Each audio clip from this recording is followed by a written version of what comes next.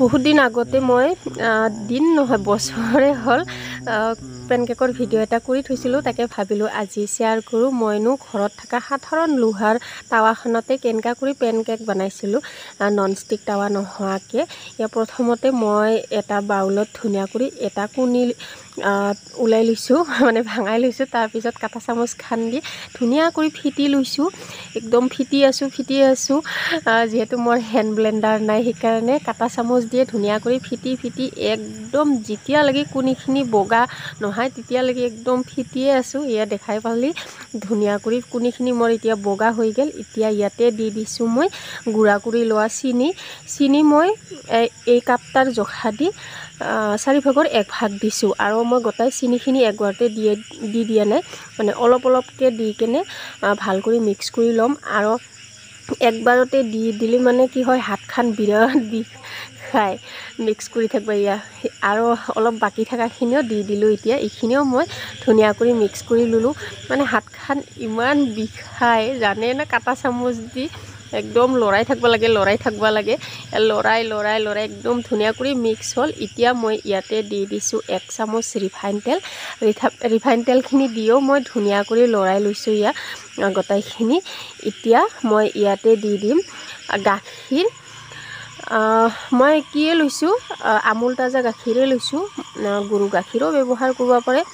মই আমুল তাজাই আছে, সেইকাৰণে আমুল তাজাই মই পূৰা 1 কাপো লোৱা নাই। এই মানে গিলাচ দিয়ে, কাঁচৰ গিলাচ দি 1 গিলাচো পূৰা লোৱা নাই, অলপ কম আছে। আৰু এতিয়া দি দিছোঁ মই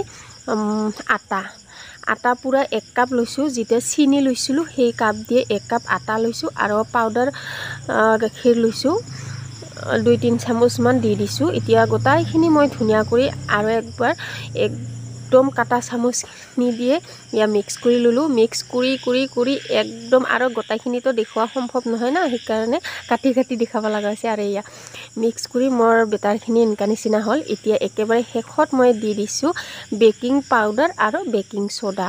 বেকিং পাউডাৰ অলপ বেছি দিছোঁ আৰু বেকিং ছ'ডা অলপ কম দিছোঁ। এতিয়া এইখিনিও ধুনীয়া কৰি মিক্স কৰি লৈছোঁ। আৰু আমি যেনেকা কেক বনাওঁ, আৰু চবেইতো জানে ন কেক বনাবা, সেনেকা নিচিনাই বেটাৰখিনি হ'ব লাগিব। তাৰপিছত ইয়াত টাৱা এখন গৰম হ'ব দিলোঁ মই। টাৱাখন মন কৰিছে লোহাৰ টাৱা। অলপমান ৰিফাইন তেলো দি দিলোঁ, বেছি দিয়া নাই, মাত্ৰ দি দিলোঁ। তাৰপিছত ইয়াতে দি দিছোঁ বাতি যে দেখাইছিলোঁ, সেই বাতিটাৰে ধুনীয়া কৰি টাৱাখনত বেটাৰখিনি দি দিছোঁ। ওপৰৰ পৰা একদম ইফালে হ'ব দিয়া নাই, একদম মাজত দি দিছোঁ। তাৰপিছত অলপ সময় ৰখাৰ পিছত দেখাই পাইছে ধুনীয়া কৰি এয়াৰ বাবুলৰ নিচিনা ধুনীয়া কৰি ফুটা হৈ ওলাই আহিছে।